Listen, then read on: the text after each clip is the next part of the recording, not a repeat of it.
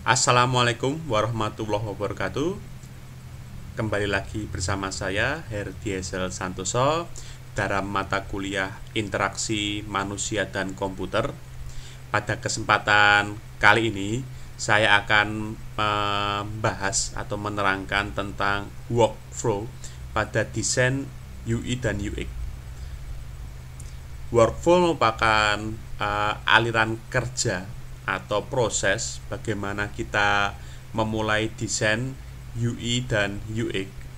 Pada workflow desain UI dan UX ini terbagi menjadi beberapa proses.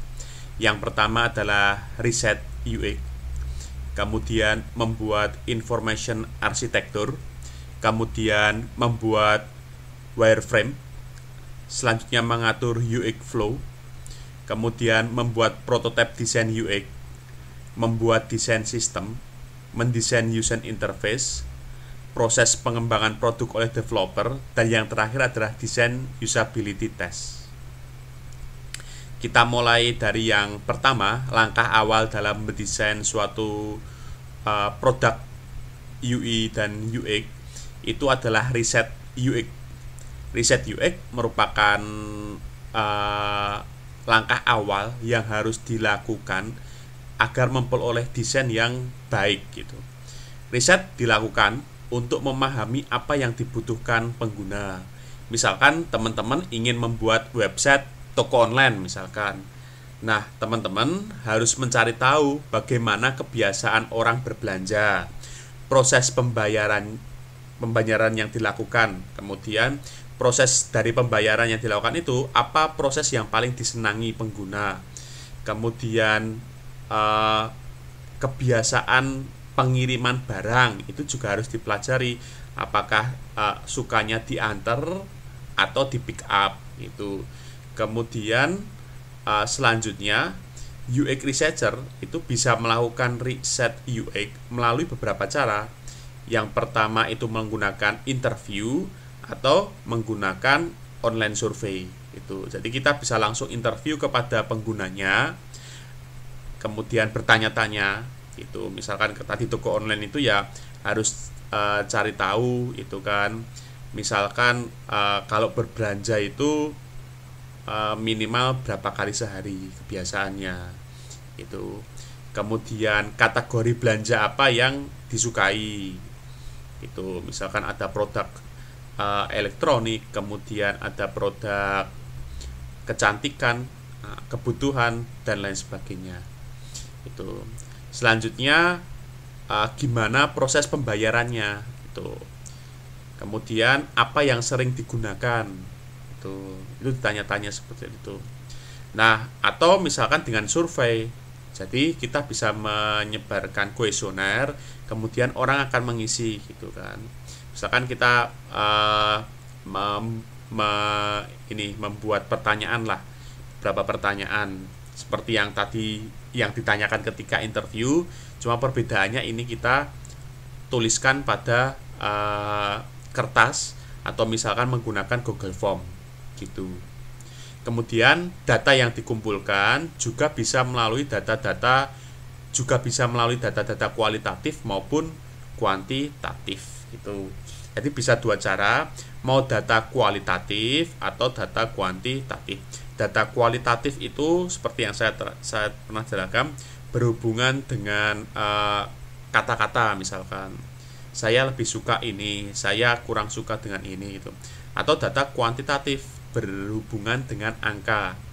Misalkan dari 10 orang yang saya survei, ternyata mereka paling kebiasaannya adalah menggunakan proses pembayaran menggunakan ATM banking misalkan itu kan dari data angka gitu kan. Misalkan dari 20 orang itu 18 orang menggunakan m-banking gitu untuk pembayaran. Yaitu data kuantitatif gitu. Kalau kualitatif ya itu tadi, misalkan saya lebih suka menggunakan m-banking, saya lebih suka menggunakan pembayaran di Indomart atau Alfamart dan lain sebagainya. Kemudian dari data-data riset tadi, selanjutnya kita bawa ke proses selanjutnya, yaitu information architecture. Ini adalah merupakan proses untuk menyusun struktur atau bagian-bagian pada website atau aplikasi, gitu kan. IA atau information architecture tadi akan memudahkan tim untuk memahami konsep sebuah produk.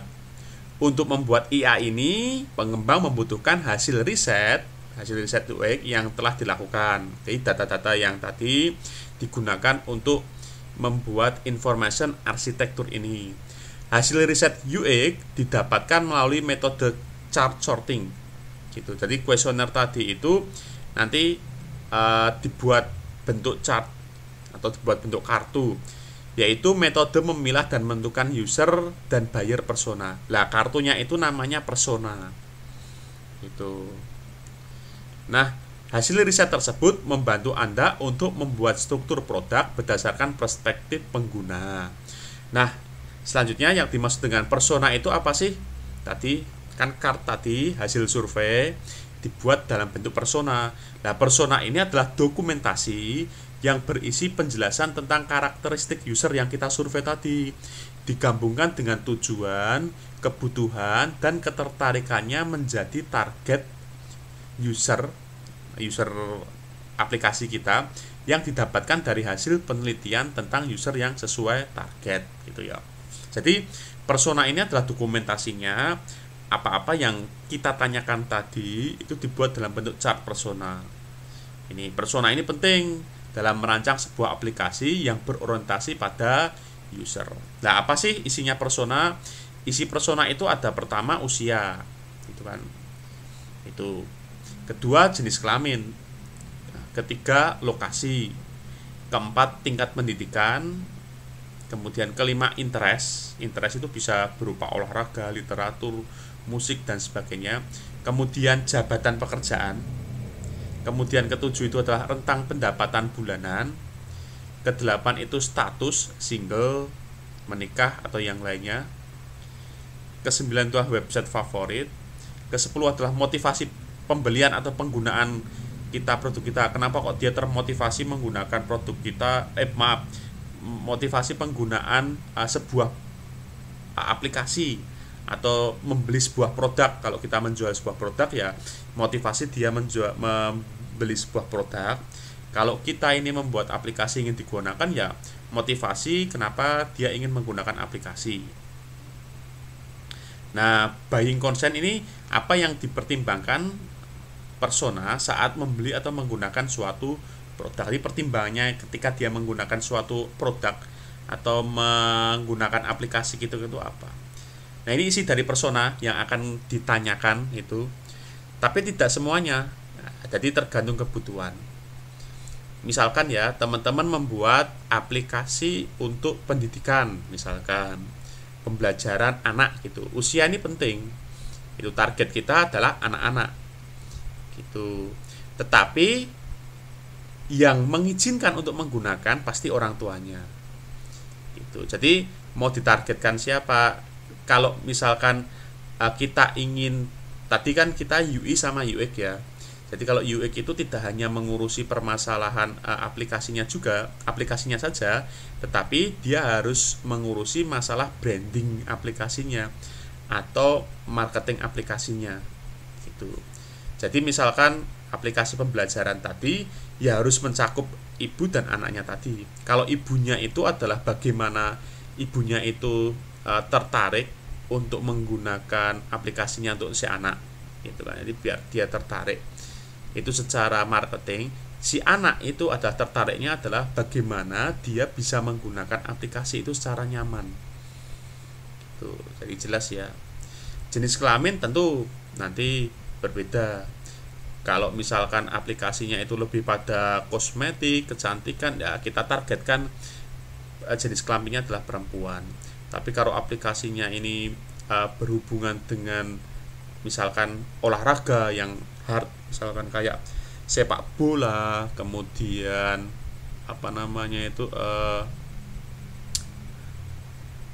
basket misalkan. Nah, mungkin kita bisa targetkan ke laki-laki walaupun mungkin ada sepak bola untuk perempuan dan basket untuk perempuan, tapi kebanyakan itu kan yang menggunakan laki-laki.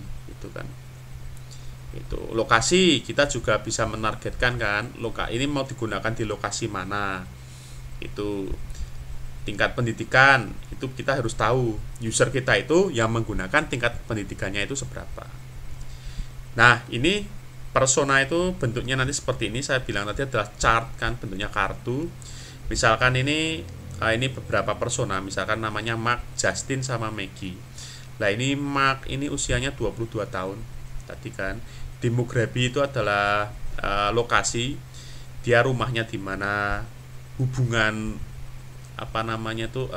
hubungannya, atau misalkan dia itu menikah atau tidak, kemudian dia bekerja atau tidak, bekerjanya itu di mana, dia lulusan apa, ini seperti itu. Kemudian dia itu tertarik pada bidang apa, misalkan juga ini. Kemudian hobinya apa, bagaimana kemampuannya mengenal teknologi gitu. Misalkan dia ini berhubungan dengan belanja gitu kan, misalkan ya ini ada pertanyaan berapa kali dia berbelanja, apa yang menarik untuk membuatnya berbelanja itu di sini. Jadi kita dokumentasikan dalam bentuk persona seperti ini. Ini bentuk persona ya. Misalkan yang sederhana ini ya, namanya adalah Yani, statusnya mahasiswi, umurnya 17 tahun, pekerjaannya mahasiswi tadi, pendidikan terakhir SMA ya kan? Karena dia mahasiswi ya otomatis kan dia terakhir tamat SMA. Tempat tinggalnya itu Kemanggisan. Ini ceritanya, misalkan tujuannya dan lain sebagainya. Ini misalkan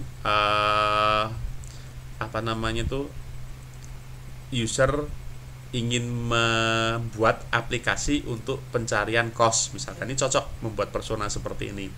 Jadi teman-teman kalau ingin mencari aplikasi untuk kos ya seperti ini gitu. Kemudian ini adalah persona juga yang bagus ya, yang sudah teman-teman nanti saya harapkan bisa membuat persona yang seperti ini, yang bagus seperti ini. Namanya misalkan Widya Serenity, umurnya 21 tahun, dia pekerjaannya mahasiswa, tinggalnya di Bogor. Sini juga dilengkapi misalkan kata-katanya, kata-kata penyemangat atau kata-kata mutiaranya dia, kemudian deskripsi, kemudian experience atau goal-nya dia, kemudian bagaimana dia pengenalan menggunakan teknologi. Jadi dia menggunakan teknologi itu untuk apa sih? Untuk foto, kemudian untuk membaca berita, untuk sosial media. Kemudian personality ini juga diungkapkan di sini itu kan. Nah, nanti tergantung sih dengan apa yang teman-teman mau buat gitu kan. Kemudian nanti informasi apa yang teman-teman butuhkan. Nah, ini dibuat dalam bentuk persona. Khusus untuk persona nanti akan kita bahas lebih dalam pada pertemuan berikutnya atau materi berikutnya. Selanjutnya setelah kita mendapatkan persona itu, kita sudah sorting mana yang kita butuhkan. Tahap selanjutnya adalah membuat wireframe.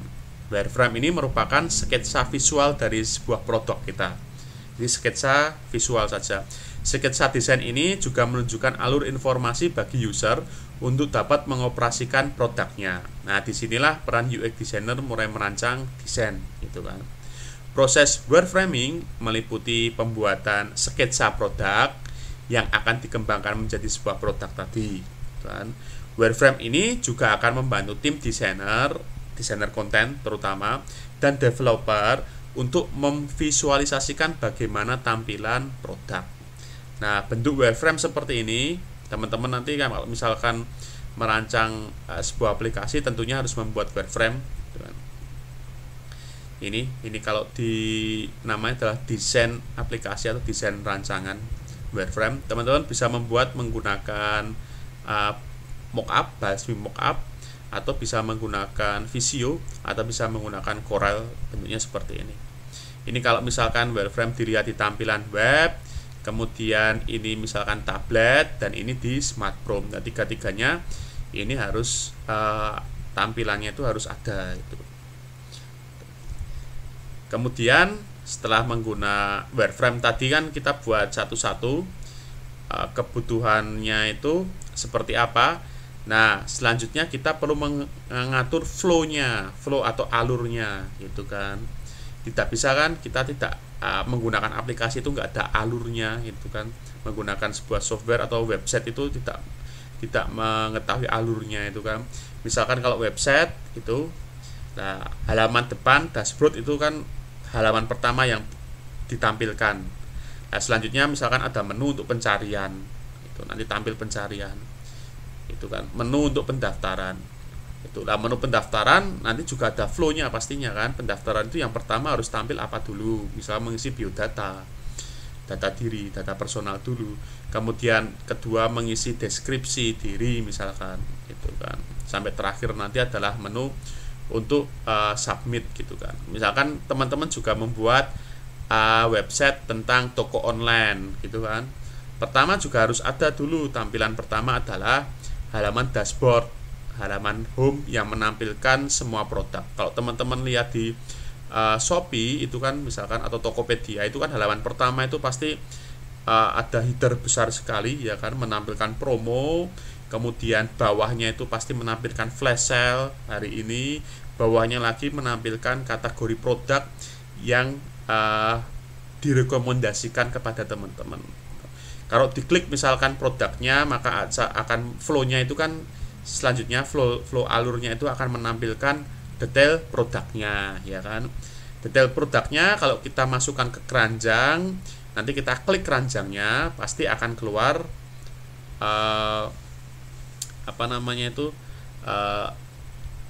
barang belanjaan kita apa saja beserta diskon, jumlah yang dibeli maupun total belanjanya. Flow selanjutnya misalkan di check out gitu kan, kita memilih pengiriman, ongkos kirim dan lain sebagainya. Itu namanya flow. Kita harus membuat flow itu kan. Fungsinya apa? UX tadi, ingat UX ini kan fungsinya berhubungan dengan kenyamanan gitu kan, biar user tidak bingung gitu. Nah, flow seperti ini, seperti yang saya ungkapkan tadi flow-nya kan. Ini misalkan aplikasi untuk toko online belanja itu kan. Misalkan ini home pertama, kalau kita tekan sign in maka dia akan menampilkan halaman login. Kita gambarkan halaman login. Ini misalkan nanti kita create akun, harusnya juga ada tampilan untuk bagaimana dia mendaftar akun. Kalau dia go shopping di sini, maka akan tampil kategori barangnya, kategori belanjanya. Bisa misalkan kita tampilkan di sini kategorinya dulu. Misalkan barang kebutuhan sehari-hari, elektronik, kemudian obat gitu kan. Kemudian selanjutnya adalah kosmetik gitu. Kalau kita klik misalkan elektronik, nanti di sini baru tampil detail elektroniknya. Nah, kalau kita melakukan pencarian nanti kan bisa disorting, atau misalkan kita pilih mana barang yang paling relevan dengan kita, mana yang paling murah, mana yang paling mahal, mana yang pengirimannya itu dekat dengan kita, ini seperti ini. Kalau diklik nanti satu barang nanti akan keluar detailnya nih. Selanjutnya kita bisa check out. Nah, ini adalah flow teman-teman. Teman-teman nanti silahkan juga membuat flow seperti ini, UX flow namanya. Nah, tahap selanjutnya setelah membuat UX flow adalah membuat prototype desain. Nah, ini prototype desain ini didapatkan dari wireframe yang telah kita buat dan UX flow tadi yang telah dirancang gitu kan. Untuk membuat prototype ini teman-teman bisa menggunakan software seperti InVention, kemudian Mockup Plus, Adobe XD, kemudian Figma dan lain sebagainya. Prototype desain ini dapat diuji coba dulu ke pihak-pihak internal perusahaan gitu kan. Jadi kalau misalkan teman-teman sudah punya prototipenya, boleh didemokan ke internal dulu, internal timnya dulu gitu kan, internal organisasi dulu. Nanti ketika ada revisi, misalkan perlu direvisi ini flow-nya atau tampilan menunya ini kan gitu kan. Nah, nanti bisa langsung direvisi, selanjutnya nanti kembali bahas lagi, diuji coba lagi di internal tim gitu. Kemudian tahap selanjutnya setelah membuat prototipe, baru kita membuat desain sistemnya. Nah, di tahap desain sistem ini lah nanti kerjasama antara desain UX dan desain UI itu harus mulai dilakukan gitu kan. Nanti ini desain UI itu mulai sudah memikirkan itu tampilannya nanti mau seperti apa, warnanya seperti apa, ikonnya seperti apa, fontnya itu seperti apa gitu. Ini. Nah, makanya dibutuhkan kolaborasi antara desainer UI dan developer juga. Itu misalkan itu desainer UI itu mulai membuat elemen desain, sementara developer nanti membuat komponen library-nya menggunakan HTML, CSS, JavaScript dan lain sebagainya. Dari UX tadi desainer, kemudian kerjasama dengan UI desainer, selanjutnya dengan desainer tampilan atau developernya. Nah, manfaat desain sistem ini ada beberapa hal. Pertama adalah proses pembuatan desain akan lebih cepat karena elemen desain telah tersedia. Yang kedua, desain produk jadi lebih konsisten dan efisien dalam pengerjaan desain produk lainnya nantinya. Nah, selanjutnya mendesain user interface. Nah, ini UI sudah mulai bekerja. Seorang UI designer mulai bertugas untuk mendesain tampilan produknya itu biar menarik. Tahap ini juga merupakan implementasi dari wireframe tadi yang telah dibuat sebelumnya. UI designer akan mempercantik sketsa dengan panduan warna, tipografi, transisi antar halaman tentunya, dan transisi antara elemen. Nah, desainer UI juga perlu memperhatikan prinsip-prinsip desain UI yang baik gitu kan. Nanti kita bahas bagaimana prinsip-prinsip desain UI yang baik gitu. Nah, desainer bisa menggunakan alatnya, sudah mulai ini menggunakan alat-alat yang berhubungan dengan desain, misalkan Adobe Illustrator, Adobe Photoshop, SketchUp, dan aplikasi lainnya. Nah, ini prototipe desain UI UX sudah mulai kelihatan warnanya itu kan, fontnya itu. Ini aplikasi misalkan untuk Gojek ya, transportasi online berbasis peta itu kan misalkan, atau ini juga bisa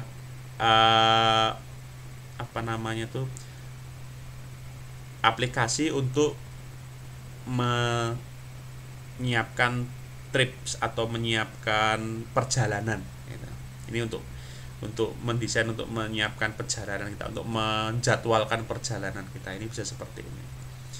Nah, ini prototipe desain bentuknya seperti ini untuk untuk toko online atau untuk pengiriman, untuk shipping toko online. Dia sudah mulai misalkan barangnya itu sampai di mana, ini kan. Nah, bentuknya seperti ini prototipe. Nah, proses pengembangan produk ini oleh developer selanjutnya. Jadi setelah desain tadi selesai, maka selanjutnya tahapnya adalah proses pengembangan produk oleh developer. Desain yang telah lolos uji coba dan didesain oleh desainer UI mulai didevelop oleh para developer. Meskipun telah masuk ke tahap developing, tugas desainer UI dan UX tidak langsung berakhir nih ya. Developer bisa tetap berkolaborasi dengan berkomunikasi dengan tim desainer untuk dapat mengatasi permasalahan bersama jika nantinya ditemukan suatu kendala. Nah, selanjutnya adalah usability test. Nah, ini tes usability atau pengujian usabilitas. Sebelum benar-benar diluncurkan ke banyak orang, produk tersebut perlu melakukan proses uji coba, dilakukan dengan memberikan skor pada setiap fitur. Nanti dibuat suatu chart juga, suatu kartu nanti yang menggambarkan fitur-fitur dari aplikasi tersebut. Selanjutnya kita akan memberikan nilai. Setelah diuji coba, desain tersebut akan mendapatkan saran dan masukan dari pengguna. Desain kemudian direvisi dan dites kembali sampai menjadi sebuah desain yang nyaman dan diinginkan pengguna. Nah, pentingnya UI UX dalam pengembangan aplikasi tentunya ada beberapa hal. Pertama adalah menghasilkan produk yang dibutuhkan pengguna. Karena tujuan UI dan UX ini adalah kita ingin mengetahui produk apa sih yang paling dibutuhkan oleh pengguna tersebut. Kemudian meningkatkan kepuasan pengguna terhadap produk, meningkatkan penjualan dan bisnis tentunya untuk organisasi dan perusahaan. Nah, dengan memfokuskan desain pada user eksperimen, Anda dapat membuat sebuah produk dengan fitur-fitur yang memang dibutuhkan oleh pengguna. Produk yang dibuat berdasarkan kebutuhan pengguna akan lebih diminati tentunya. Nah, salah satunya itu yang sudah membuktikan adalah web ESPN. ESPN ini adalah website olahraga, silahkan diakses misalnya di Google ESPN. ESPN ini berhasil meningkatkan 35% pendapatan website setelah mendesain ulang tampilan homepage-nya dengan pendekatan user experience. Kemudian, produk dengan tampilan yang buruk dan sulit digunakan akan cepat ditinggalkan oleh pengguna. Ya, ini berdasarkan riset dari .com Infofy, DCI mengatakan bahwa 62% pengguna akan menguninstall aplikasi di ponsel mereka karena tampilannya berantakan dan sering terjadi error. Itu kan. Tentu saja kalau tampilannya itu tidak bisa digunakan dengan baik, itu maka pengguna pun akan meninggalkan aplikasi tersebut. Itu kan, mending pilih yang lain, cari yang lain, kemudian akan diuninstall dari ponsel tersebut. Bila produk memiliki tampilan yang menarik dan mudah digunakan, pengguna akan puas menggunakan produk Anda. Kepuasan pengguna akan membuat produk Anda tetap digunakan. Nah, bila website atau aplikasi bisnis ini didesain dengan UI yang baik, maka tidak hanya memberikan pelayanan optimal kepada pelanggan, secara tidak langsung berarti telah menjalankan strategi peningkatan bisnis.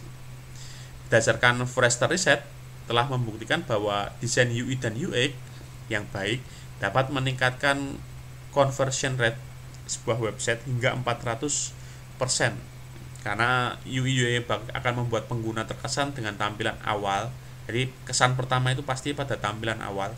Kemudian selanjutnya dia akan menggunakan lagi dan lagi. Nah, itu. Konsistensi desain dapat membantu pengguna untuk mengerti pola website atau aplikasi Anda. Nah, kita nanti akan membedah studi kasus tentang aplikasi Gojek ya. Bagaimana dia bisa konsisten terhadap aplikasinya ini, baik fiturnya, kemudian icon-iconnya yang sederhana, kemudian menu-menunya, itu bagaimana dia bisa konsisten seperti itu. Dengan begitu, pengguna akan lebih mudah menggunakan produk Anda. Mereka juga akan lebih familiar dengan produk-produk Anda karena desain yang konsisten. Nah, ini responsif, bahwa tampilan suatu website itu sekarang ini dituntut bisa tidak hanya bisa dibuka hanya di laptop atau di PC saja, tetapi juga harus bisa dibuka di misalkan tablet. Itu. Kemudian smartphone pun ukurannya kan bermacam-macam, jadi harus bisa tampil dengan baik di semua ukuran smartphone. Dengan begitu, pengguna bisa tetap mengakses website atau produk Anda di mana saja dan kapan saja. Ketika dia membawa smartphone, ya bisa digunakan di smartphone. Jelas dan ringkas, tampilan website Anda harus terlihat jelas dan ringkas agar pengguna dapat memahami informasi aplikasi atau website Anda. Tidak cuma website, kalau tampilan aplikasi mobile pun juga harus seperti itu, tidak banyak menu tapi ringkas gitu kan. Berikan celah. Nanti kita bahas bagaimana membuat suatu tampilan website yang baik gitu kan. Itu bagaimana pemilihan fontnya yang baik gitu. Nah, kemudian jangan terlalu penuh. Nanti kalau kita punya iklan juga jangan terlalu penuh dengan iklan. Gitu. Intuitif.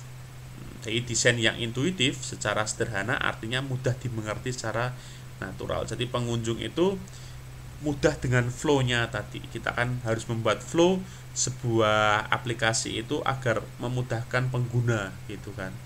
Itu tadi hanya dengan mengikuti itu kan, mengikuti perubahan menu saja nanti pengguna itu bisa mendapatkan apa yang diinginkan. Jadi tidak harus kalau mencari menu ini dia harus membuka manualnya dan lain sebagainya itu. Kontras warna yang baik. Pemilihan warna dalam desain interface sangatlah penting. Kontras warna yang baik akan memudahkan pengguna membaca dan memahami informasi. Informasi terstruktur, desain UI yang baik tidak hanya harus indah, namun juga mudah untuk digunakan. Dengan menampilkan informasi yang terstruktur, informasi akan lebih mudah dipahami oleh pengguna. Tidak hanya asal meletakkan gambar, ikon maupun tulisan saja, gitu kan. Desain seperti ini akan membantu pengguna untuk bisa lebih fokus dan cepat menyelesaikan kebutuhan. Nah, itulah teman-teman tentang workflow dari desain UI dan UX. Nanti silahkan teman-teman, tugas UTS-nya adalah membuat workflow ini, jadi harap diperhatikan dengan baik. Terima kasih. Wassalamualaikum warahmatullahi wabarakatuh.